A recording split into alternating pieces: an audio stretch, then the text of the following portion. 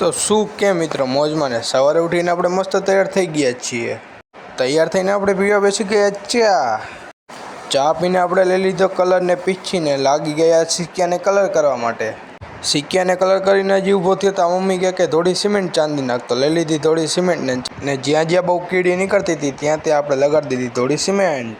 તો ફાઇનલી આપણે થોડી સિમેન્ટ પણ બધી ચાંદી નાખી છે ને અહીંયા સિક્કાને પણ સુકાવા મૂકી દીધું છે. કામ પતાવીને આપણે બેસી ગયા નાના છોકરાની થાળીમાં જમવા માટે. જમીને આપણે બપોરે નીકળી ગયા હતા ક્લાસીસે જવા માટે. ક્લાસીસે કામ પતાવીને આપણે નીકળી ગયા ઘરે જવા માટે ને અહીંયા લાગ્યો હતો મેળો.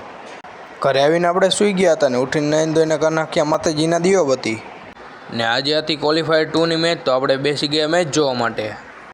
અને થોડી જ વારમાં આપણા જીટીના પ્લેયર પણ ગ્રાઉન્ડમાં આવી ગયા હતા આરઆરને હરાવવા માટે. અને અહીંયા તો ક્રિકેટની જગ્યા બંને રમવા માંડ્યા કેચાકેચી. ક્રિકેટ રમવાનું એલા. અને અહીંયા જીટીની ટીમ થઈ ગઈ છે તૈયાર આરઆરને હરાવવા માટે. રબાડા પણ આવી ગયા છે ને સૂર્યવંશીને બંને પણ તૈયાર થઈ ગયા છે. અને અહીંયા તો ડીએસપી આવતા જ લઈ લીધી જાયસવાલની વિકેટ.